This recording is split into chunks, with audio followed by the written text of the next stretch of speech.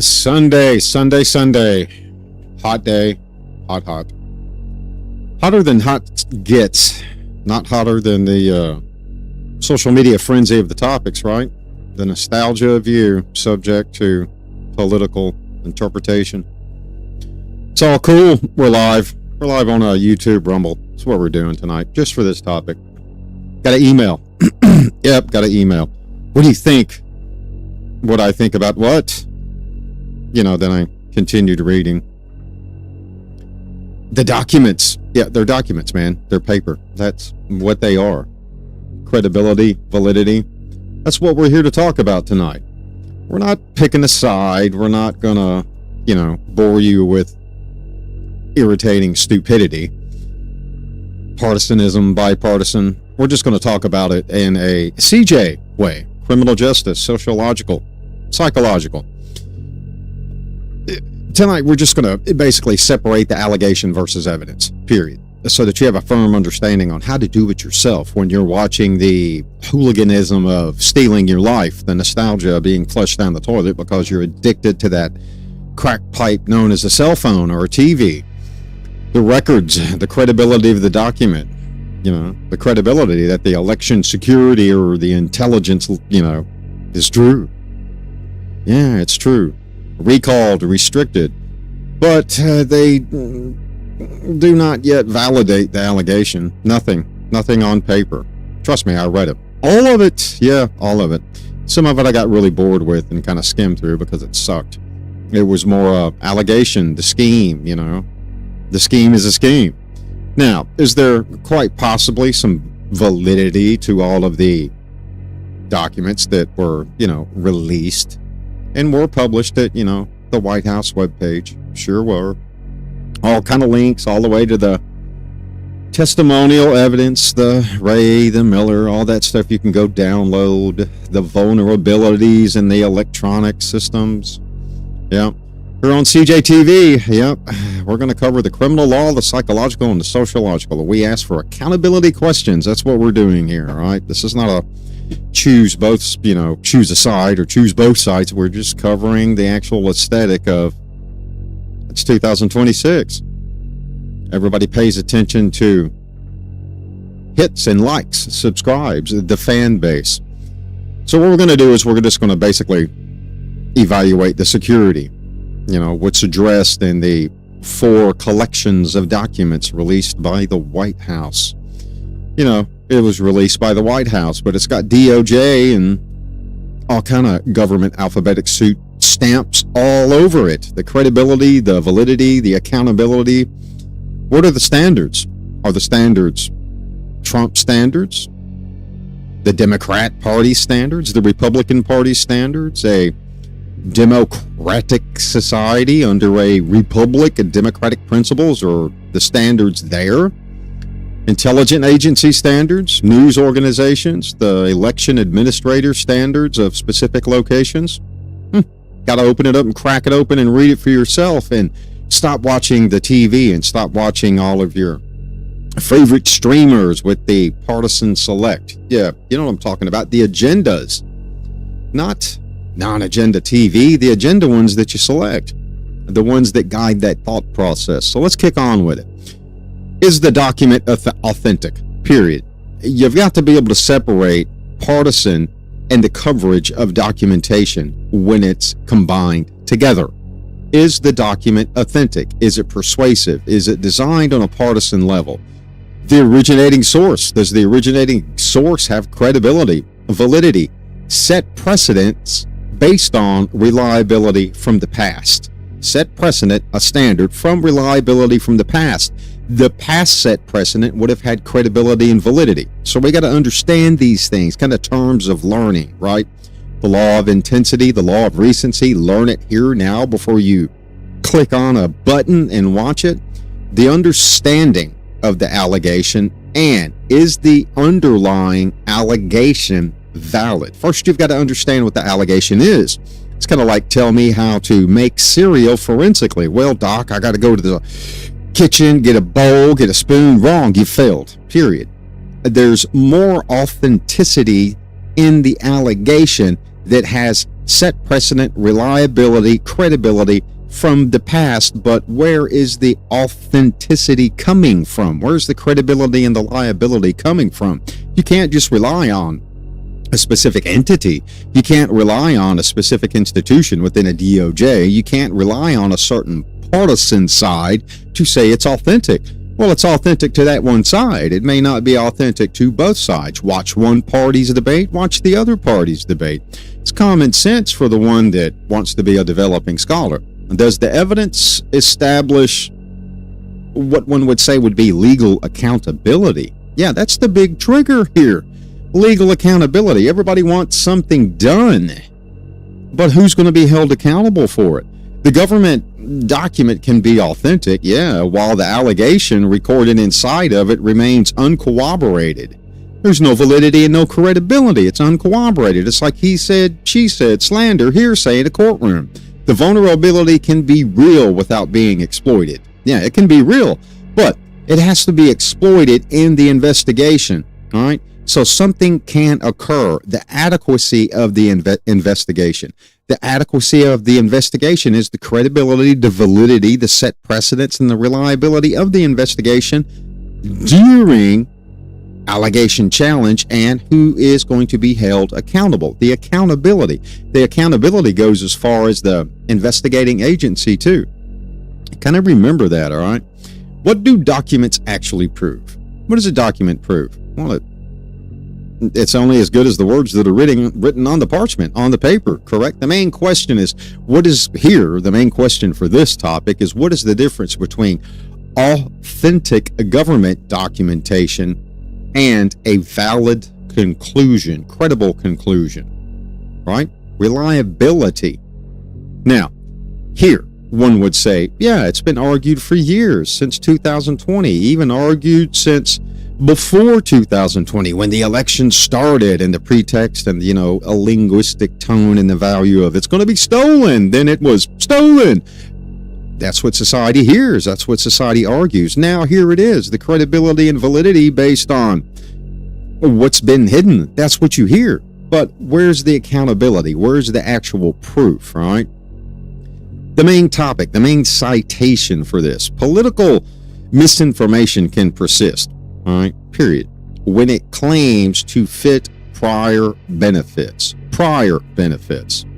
When I say prior, it goes back to what I just said. Stolen election in the past. No, we're not stealing the election. The corroboration of linguistic venue, the words that are chosen as they are compared to the documents that are supposed to prove something, credibility and validity. So you got to really dig deep into this. And we're going to look at a few of them, and I'm going to show you examples of lacking credibility, lacking, set precedent, so to say. That black marker is pretty cool, guys.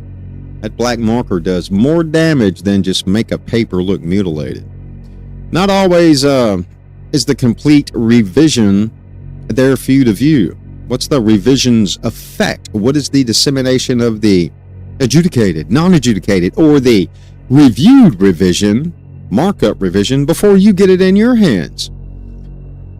One would think that if it's going to be released, and the government officials, regardless of who they would be, because we're talking about documents, authentic government documents, and the validity and conclusions in the documents, one would think that the government entity would want you to have full access to the documents, right? One would think that. Let's take a quick view,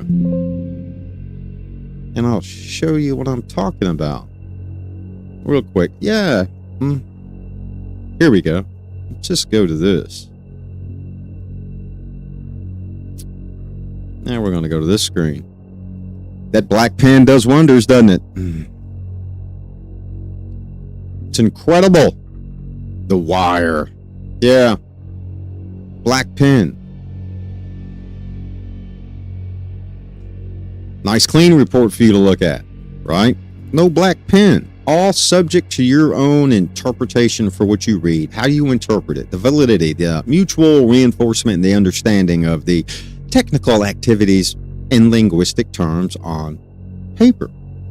But if we want to really dig deep, Hold on, you gotta see this stuff, man. Registration summaries. Yeah. Homeland Security, preventing alien voting. This is all that was released to you. Hell, I could type this up for you. I can make this look cool and present it to you and say it's authentic. Validity to it. It's the argument. How do you think it's going to be argued in the courtroom? Where did this come from? Where's the author? Somebody's going to have to be accountable for publication, for dissemination. Now, we're not arguing who's right, who's wrong. We're arguing the true validity and credibility of what should be considered an authentic document released by the government. Evidentiary value, validity. Evidentiary value means that the evidence actually supports the conclusion being drawn from it, which means you're going to have to download all of this. And I'm going to show you what this, when I say all of this, I mean all of this. And let's go back to this screen again, because I actually want you to be able to see what in the heck I'm talking about. All of this, every bit of this, every folder has a slew of documentation in it. Every folder. Let's just see how many. Yeah, that's another one with 10,000 blackouts in it. Yeah, we're going to not open you with that platform.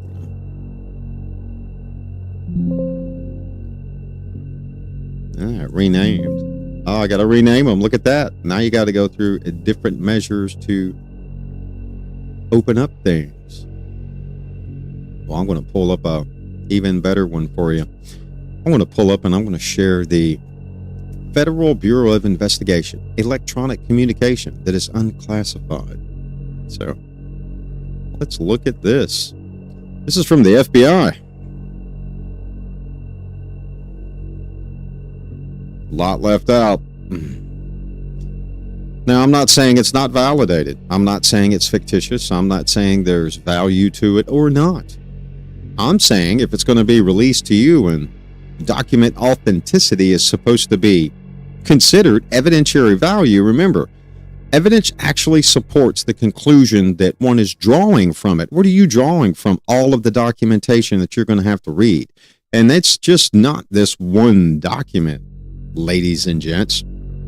There are a lot, and you just can't go there. You got to go read the testimonies, the opening statement from Peters. You got to go read Johnson stuff, non-citizen voting rolls. You've actually got to get in here and you've got to bust it all down, interpret it, and have a critical understanding of it. Understanding the words, understanding the definitive language pretext, the kinesics, the evidentiary value, the validation of what you're reading set precedent.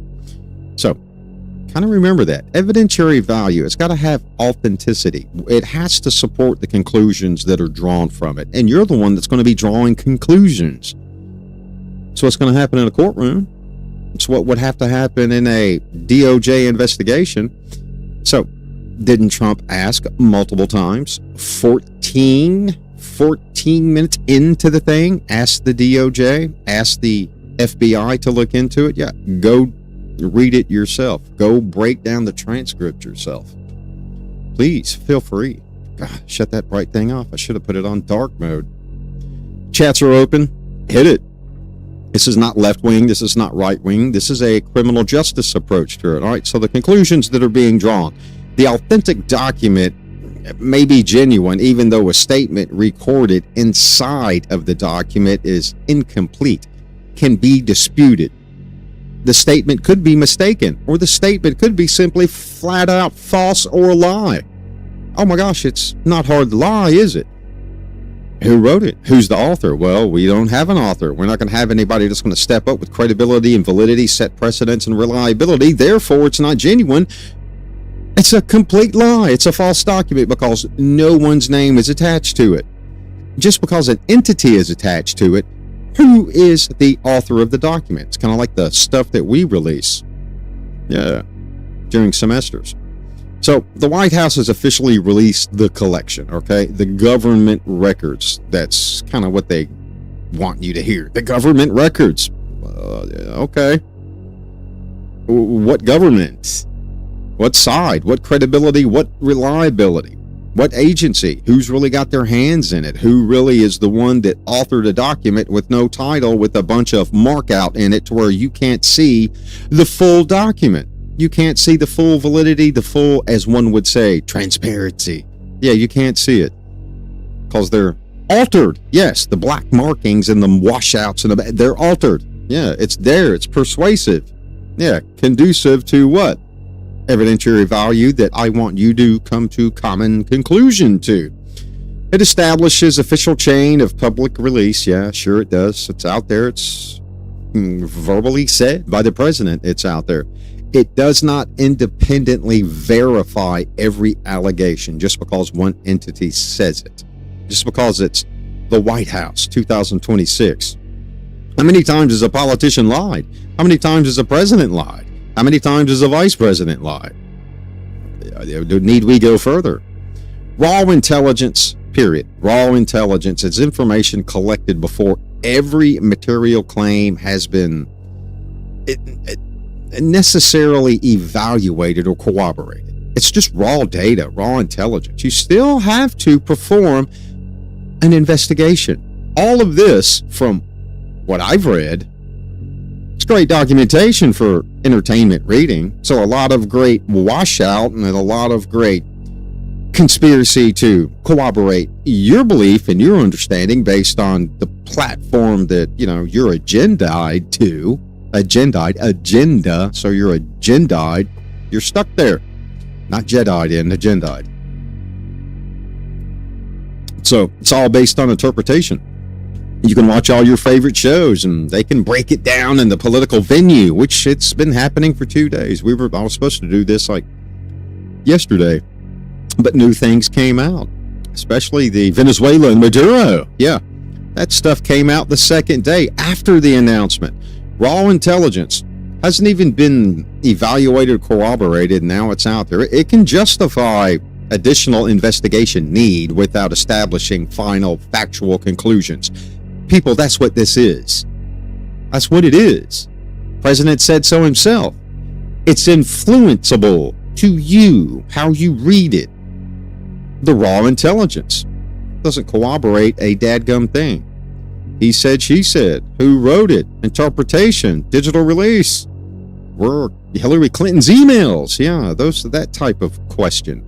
The release documents must be read alongside of contrary evidence, conflicting evidence, including intelligence community information from 2021 that apparently it was circulated that had no indication of foreign affair or foreign actor intelligence involved in elections. So, damned if you do on one versus the other. You got to compare it both. You got to find the fault in both. You got to find the real non-just raw evidence. You got to find the necessary evaluated corroborative evidence that is factual. But just because you found it in record or publication release doesn't mean it really happened. Subjective interpretation. Now you still got to prove a human being was involved. Who? What, China just warped somebody from Wuhan over here into a computer room? Somebody hacked a system?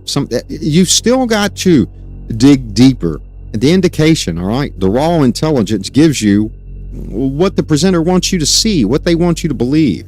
We're not saying it's false. We're not saying it's real. We're saying, CJ, it's going to be an investigation, altering the technical aspects, so to say. It was argued before 2020 that something was dilly-dabbly wrong.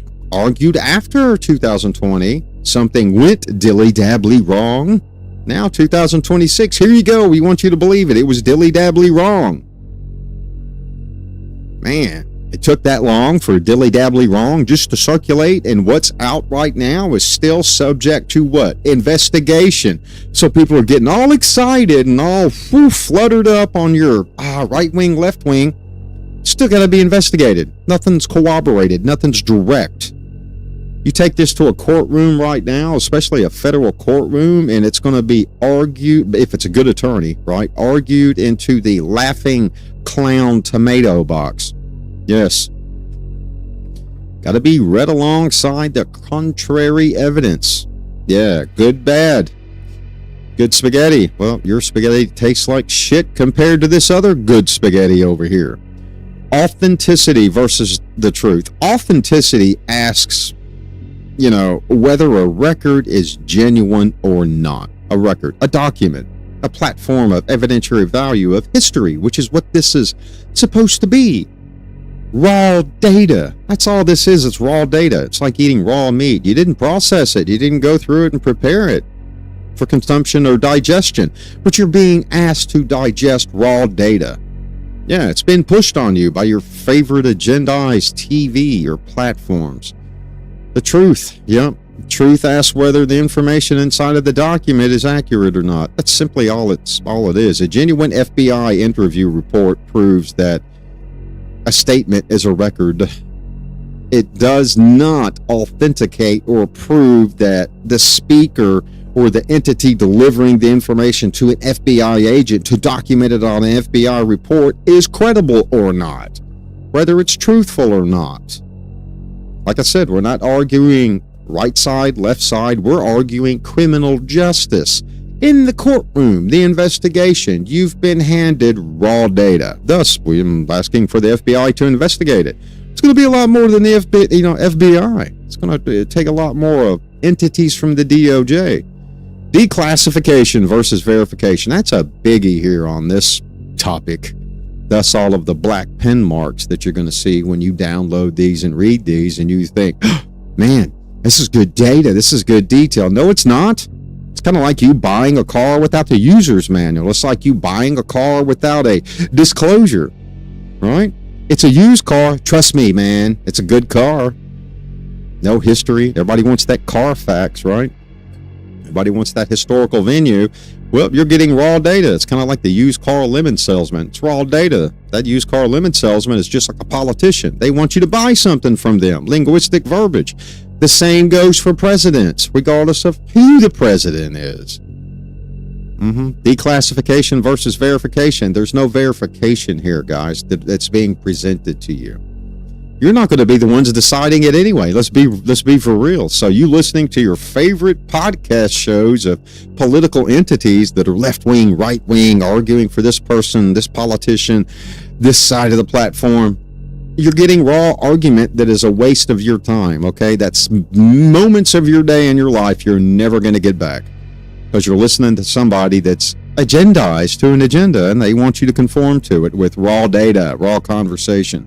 It's the curated release versus the complete evidentiary record. You've got a curated raw piece of material that it's got so many agendized pushes in it and so much data that's being hid from you. And if you've downloaded all of it, you've seen it and you're like, yeah, he's kind of right. There's so much information that's being hidden from me, blacked out with that super fat black Vista permanent marker pen. Yeah. This creates a legitimate methodology question. Now remember from previous episodes, methodology for an investigator or for a crime scene or for, a case is the moment of the call, the moment of introduction to something's happened, a terrible abyss of mayhem or macabre has gone down, and now I'm on the way to the scene. Well, you're on the way to the scene of the crime, the documents. You got to go on the internet. You got to download it. You got to prep it all. You got to get ready, get your coffee, sit down, because there's a lot of shit to read. Are you going to read it digitally? Are you going to print it out? The methodology, every step. The methodology still has questions. The collection cycle of the methodology. What is the organized methodology of black penning it to death? And when I say black pen it to death, I'm going to find another one. Yeah, I know Windows can't open this platform. It's a PDF, pinhead. Let's open another one just so that you can See, man, these things are like, yeah, here's another one. All right, here's the original Muskego referral release. Yeah, FBI, Michigan. Let's go there. Let's open that one. I mean, let's make this bigger.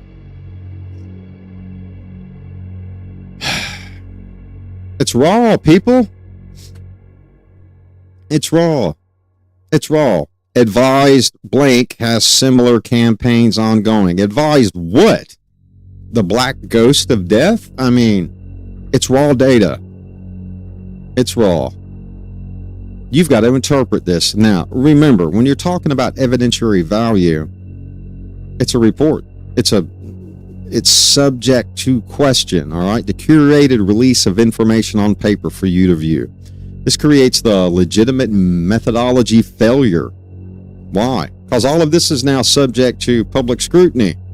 But it does not by itself prove anything. One document, you got to take every one of these documents and new documents that are actually coming out. Like I said, we were supposed to do this the other night, but then there's new stuff coming out, and then I've got to add that there, but that's just too much argumentative methodology theory for me to sit here and say, hey, there's no validity in any of this. This is all raw data. It's all raw evidentiary value. It's not credible. It has no validity until it's investigated. Now, is there a high percentage rate that something has gone afoot, Sherlock? Yes, there is. Very high. But still questionable. 75% out of 100, yes. Validity, credibility after the investigation based on the information and the historical precedent and venue and argument from 2020 all the way to 2026. What, 5.5 years, 6 years? Yeah, even pre. But it's all released to you. That's the question and the request. And investigate it. Yeah. The closing memorandums, the limitations, the contrary reports, the confidence in the information, the confidence in the limitations too. The limitations and restrictions are what was not found, what couldn't be found because of limitations and restrictions that could not be overcome to put into the documentation. So there's still missing raw data in every document that was released. Yes, missing. They don't need to have a black pen, do they? The cover up, the words, they're not interchangeable, people. They're direct unless they're hidden from you. And when it's hidden from you and it's not interchangeable or direct by your own interpretation because you can't read it, now what does that tell you? The methodology of the document is in question. Yep, the completeness of the document, that so-called everybody's favorite term, transparency to you from the government. And no, keep it in mind, we're not arguing left side, right side. It's the raw data, the document. You're the one that's reading it. You think that the president really needed to get on primetime TV and request it to be reviewed and investigated by entities of the DOJ, to include the FBI, the NSA, the CIA? No, he could have just did that without presenting all of it to you. The methodology behind the presentation. Yeah, the criminal cover-up requires proof of conduct. The limitation, the restriction. What about the Clinton emails? Limitation, restriction. Ain't nothing happened from that. We heard that argued for what? 5 years, man. Now you're getting more raw data for you to argue the elements of a specific cover-up, the elements of a specific release. Who knows? The investigation is still, what, forthcoming or supposed to. But it had to be released to you, the American people. It's kind of like your favorite live streamer, right? The master of your own doom, the master of dissemination of discontent to the world based on platform, ideology, and you chose left or you chose right, you chose white pill, you chose black pill. It's all raw data. And let's be real. The majority of the United States does not even understand what in the heck they're reading when it comes to something like this and a criminal justice investigation and the way the methodology of the court system is going to present itself to society. They're not going to understand it. It's easy to manipulate somebody in the public. They're public files now. You can interpret it and establish what you want and convince people to believe you, just like this show. Some people would say, man, this guy's full of crap. Some people would say, man, this guy's been in this for years. He's got a PhD in this and that, and he knows what he's talking about, and he's argued in federal courtrooms. It's all based on what? The methodology of presentation. Did the president have to get on national TV to say, hey, guys, girls, look at me, go download it? Yeah. Orange Angry Man, Grandpa touches me bad. It doesn't matter who it is, people. Simple question. For the comment blocks, for you listening, does appearing in an official intelligence file make it a true claim? It appeared, the linguistics, it's in this FBI report, even though it's been black pinned to death. It's in this report that the president said go download, so it's authentic. It was released by the White House. It's authentic. Really, is it? The possible response from society, well, it should include no. It proves the information was entered by a government agency to a government system. Government agency to a government system. Remember, it's two wings on a broke down dirty bird. Okay? Yeah, it was entered by a government agent, government agency, government system. Yeah. Trust us, we're here to protect you. Yeah. Anybody remember Waco? It's still a one-word death sentence, the alphabetic soup of the federal government of law enforcement and investigation. Yes, that was a nose dive into the dirt. Let's just say that. The reliability depends on the source, the access. Well, the access is to you now. Why is it now accessible to you now in 2026? One would say, well, it's because the president, he's so great, he's so good. Are you sure? Where's the methodology within the government to release this now? You got to question this crap. The corroboration, the confidence, the assessment. Yeah, the confidence in the assessment. Why is there confidence now in assessment?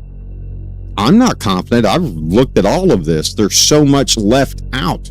How many times did the president say they, them? They, them. Who's they? Who's them? Yeah, well, he's reading the teleprompter there, Dr. Mike. Yeah, he's reading the teleprompter. So who wrote it for him? The quality, the competency of the governmental agent and or agency that's aiding one in preparing the dissemination of the raw data to the American public. It's disseminated what? Late? Behind the cloud power curve, so to say? Yep, the cloud officials, where this stuff is stored, have improperly restricted important intelligence to you. Yeah, not anymore. It's in the cloud. Now it's out there for you. That's just the way it is. Vulnerability is not the same as manipulation, people. It's not the same. Well, the election process was vulnerable. It was easily manipulated by the Chinese, by the Venezuelans, by the pointy electronic purple-haired spandex-wearing people in those countries. Kind of like YouTube or Rumble mods. I don't think Rumble has mods. I have no idea. I don't think. They're a little bit more free-lipped than YouTube. Yep. The elicitation of the electronic election technology. Elicitation. Yeah. Elicitation is linguistic preview of getting what you want. Coercion. The embedment in your brain. Now, how do you get somebody to do that? Somebody has to have the electronic elicitation measure to get into the election technology. They got to get it. Some people would say that's intellectual property theft. Well, of course it is. Sure is. Or there's a reason or there's a means for it. The elicitation of, you need to do this for me so that we get our own desired outcome. The methodology, the serious security risk, the vulnerability, it demonstrates the potential exposure rather than the proof. All right, potential exposure, but the proof that the attacker exploited it for a specific change or election result, that's a whole new entity. That's all new. First, you got to prove that the attacker, exploited it. How did they exploit it? What was the means, the methodology of exploiting the electronic vote system. Got to establish that first before you can even get down to the results of methodology for gain. Remember, limitations and restrictions. What's out there? The vulnerability. Is it for weakness, potential, coercion of something that's exploited to prove that it's exploited? It demonstrates possible capability or access. That is it. Not necessary in the attempted attack. You've got access to it. Great. But did you really attack it? Was it an attempted attack? Was it to prove vulnerability, or was it to do so maliciously, successfully, exploitation, to alter data, to get a measurable outcome, or limitation or restriction effect? These things are going to be argued in a courtroom, back and forth by attorneys, left-wing attorneys, right-wing attorneys, political partisan sides. You think this is going to happen overnight and you're going to be like, yay, I knew it was right. Yes, I knew it. No, it wasn't. It was that dopamine for you from the administration. Yes.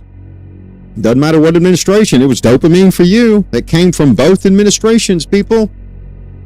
One side saying the other side's at fault. One side saying, no, we're not at fault. You were at fault. Russiagate. Yeah, it's coming from both sides. So it's that dopamine pill. It's that dopamine white pill. It's that dopamine endorphin black pill, whichever one you want it to be. That's what it is. Voter registration databases, electronic poll booths, poll books, all of that. Election websites, tabulation, the count equipment, the limitation and the restriction, right? How did we gain access? What did we gain access to? You got to go through and read all of this raw data and disseminate it to come up with a final conclusion for yourself. But so are both sides of judiciary review and argument. Litigation, right? The remote voting system, the present differences in the United States abroad, the security risk. What was the attempt measure? Things that nobody told you the other night on TV. I just want you to go download it. Nobody was there describing any of this to you. No one. And we're not arguing any side here. I'm arguing it's going to be a clusterfuck in a court. Yes, that's what it's going to be. That court, the methodology is going to be exploited itself. It's going to be hacked to death. The credibility and the validity and the restrictions and limitations of the methodology of the court system after this investigation is going to be easily corruptible, easily destroyed. Why? Because you're going to have both parties involved, left wing and right, Republican, Democrat. Period. It's crooked as crooked gets on both sides, people. I don't care what you argue. Society's not your enemy. There's a reason for the Constitution, overreach of the government. On both sides, all sides. Yep, the outcome, the change, the manipulation requires something. It requires evidence that interfaces and that interfered, causing the change. Enough to have valid vote coercion introduction to the court for argument. And if it's not feasible and can be argued that way for the gatekeeper, the judge, the administrator of the courtroom, guess what? It's not going to be heard. No, it's not going to be heard.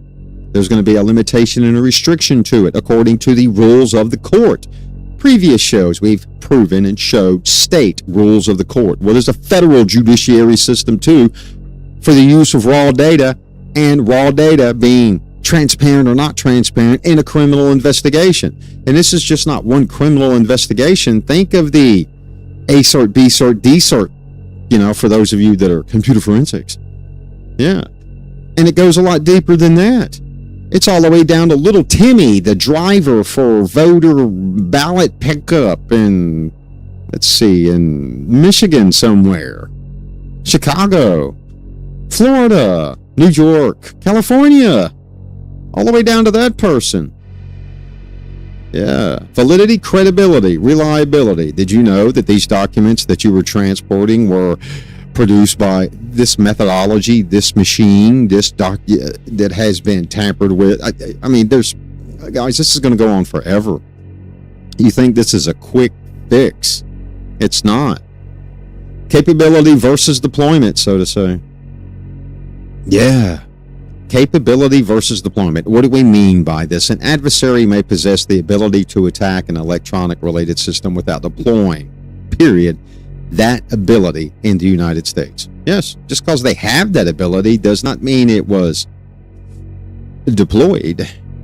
You got to prove it was deployed. Who was the actor? Who was the entity? This is being disseminated to you. Well, if it was known, why did the government, the left wing, trust so much? If it was a crime, why didn't that government do anything? Now it's questionable that, yeah, the Democrats did steal the vote. It's a crime. Look at all this raw data. Now we've got to investigate all this raw data that you had. Ray, R-A-W-W-R-A, however you want to pronounce your going to get indicted, an indicted name. Trust that government, right?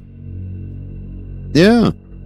Two dirty birds on one big, fat, broke down dirty bird. Yes.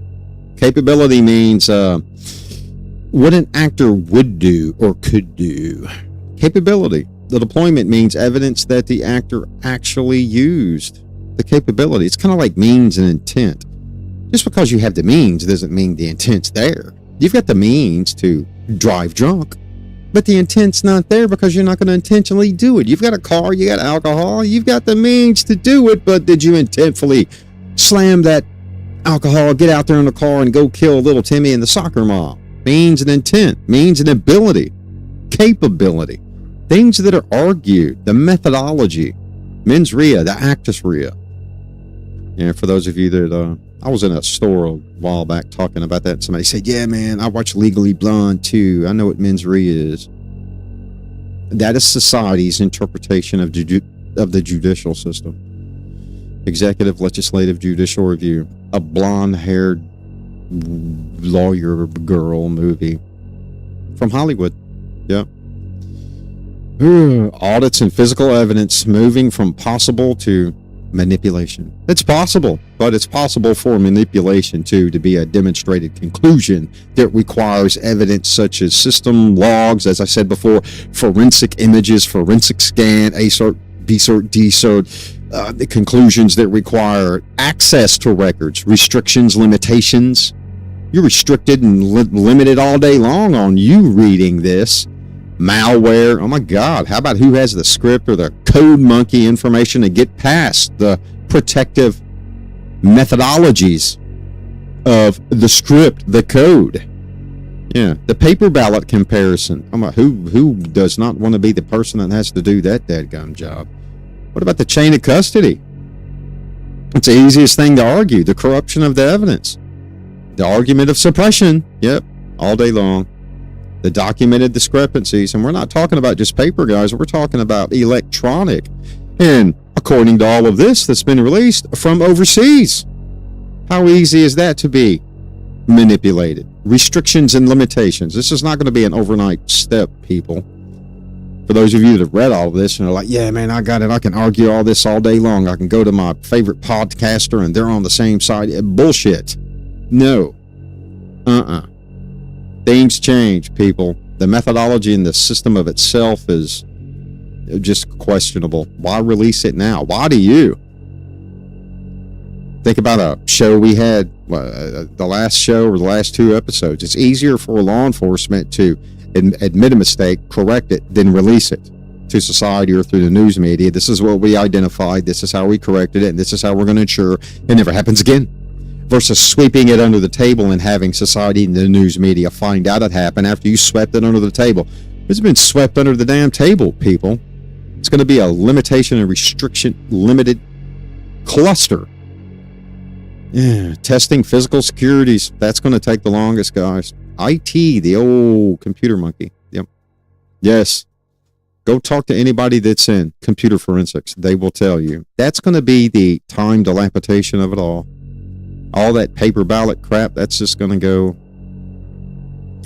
pretty much into the garbage can. So let's do the last two analysis of this thing. The anti-left and the anti-right. Let's break that down and Make some hearts bleed. Make some left-wingies or some lefties angry, or some right-wingies or some righty-tighties angry, some white pill or black pill people angry. Let's go alphabetical order. Let's go with the left analysis. Anti-left, okay? And I kind of died because I sat back for a while and I was like, let me use my inquiry and investigative inquiry intelligence, and I'm going to put something on paper here. So I kind of wrote it out. The Democratic officials in the media, all right, Democratic officials and the media organization should not label every technical question electronic or election denialism. Yes, denialism. You're denying it.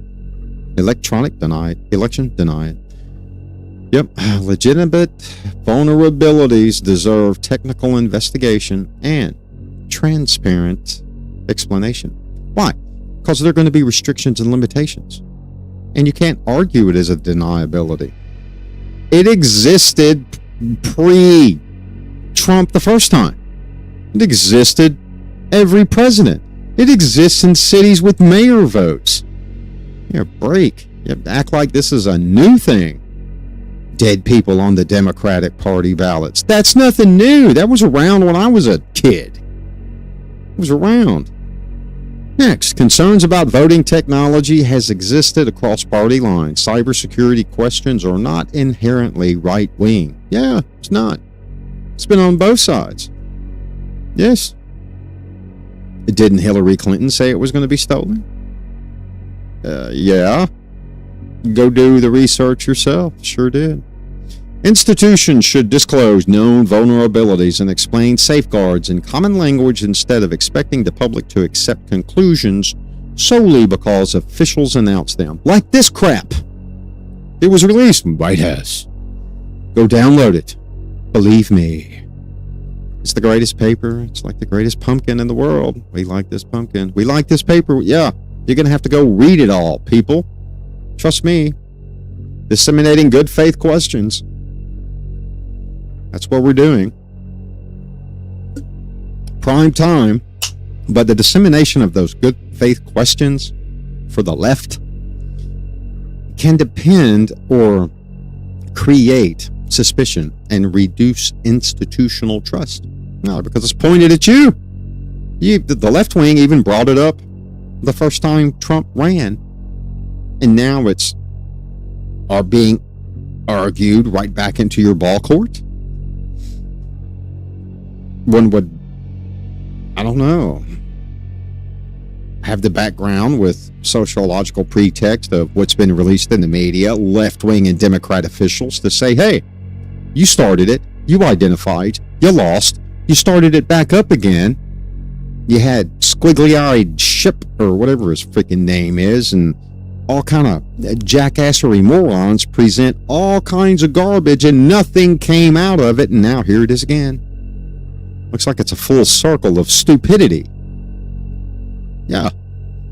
Well, let's shift to the other side, the right-wing jackassery. Trump cannot treat proof as a vulnerability. He can't treat proof. He cannot say or treat the accusation of proof as proof of successful manipulation. That's what is being done by the right-wing side, the Republican, to convince you that it's real. Let's release it now with all the redactions, the limitations and the restrictions for you. We want you to believe it. That's why we need to ask now for the federal government to investigate it. Why are you investigate it first, then release it? Openly, transparent, right? Both sides, left-wing side, right-wing side, for everybody to read it. But now we're going to put it on national TV at 9 o'clock to get everybody flustered and give them limitations and restrictions when we're telling them it's released to them. Freaking stupid. An allegation on Venezuela. Capability does not establish deployment, period, of that capability. Yeah. Alleged. Venezuela. We'll never know what happened. Delta Force went to go get him. If it was SEAL Team Marauder 6, there would be lawsuits and movie deals and books, and damn the Green Berets and Rangers and Delta Force and silent operators, silent professionals. If you're a Navy SEAL, go put your name on a cereal box. Get in a lawsuit. Isn't that right? Politician patch guy. Arr. Yeah, we all know what I'm talking about. Yep. Just because it's an allegation and one has the ability to do such does not mean it was deployed or there is true capability or intent. But we want you to believe it because we said it. We want you to believe it because we released it. Pre-2020. Yeah. Pre-2020. Between 2020 and 2025. 2026. Now we got magical document. Here we go. Believe it. No technical concern. Right? No technical concern becomes the outcome of the ongoing change. No technical concern until we're arguing it right here, right now, without credibility and validity and redaction and no true transparency. But it's always been there, and we've always said it's been there. And the left wing said it was going to happen, and the right wing said it was going to happen. And now we've got all of this in specific locations. Now, keep in mind, I said from the get-go that there's a high probability that, yeah, this may go somewhere. High probability. Very high. Very high. But without the evidence connecting the actual, so to say, ballots, the actual, so to say, registrations, translations of the ballots, the relevant state margin of percentages of the errors, you're going to be there all day. There's not going to be any. That's a limitation and a restriction, guys. You're not hearing anybody tell you this on your social media platforms. It's going to take forever, and it's going to be a donkey show in a courtroom. It could happen. It couldn't have happened. It could have happened. They, them, right? Trump even said it. They, them, they. That does not mean anything happened. Period. No. There's no credibility, validity, set precedent, or reliability in anything that you're looking at now. Thus, there needs to be an investigation. Yes. And there's going to be more coming out. There's going to be more found. There's going to be more argument. There's going to be more conjecture into all of this crap than there is going to be credibility and validity. Yes, there is. Who wants to volunteer and be the one to go to Washington or the White House and go through all of the paper? Who wants to do that? Nobody.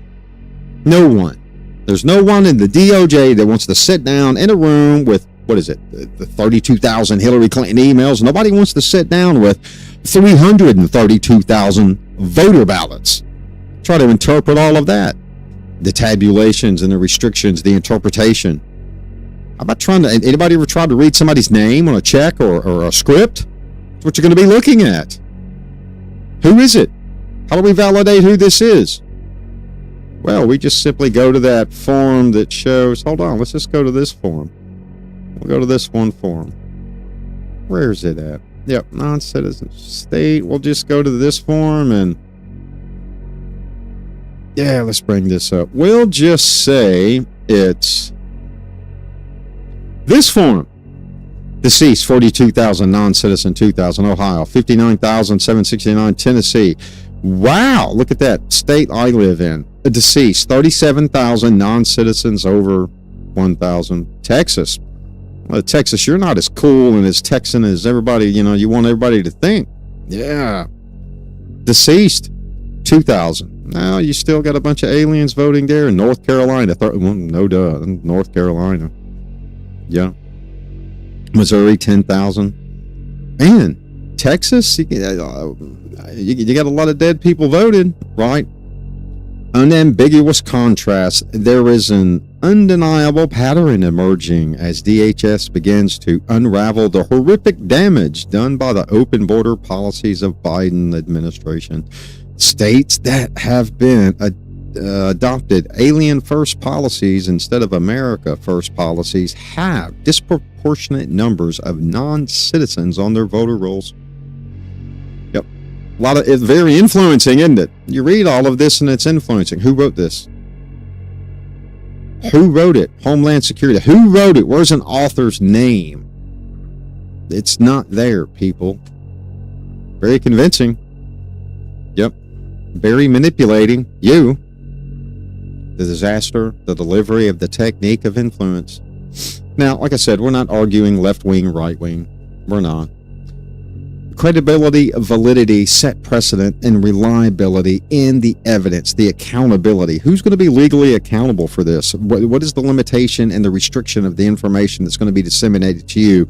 But it's influenceable. It is. There's a high margin of validity, high margin of credibility. But the accountability is, from everything I've looked at and went through, it's going to be a whitewash, people. You're not going to see a whole bunch of handcuffs flung around for this. You're not going to see what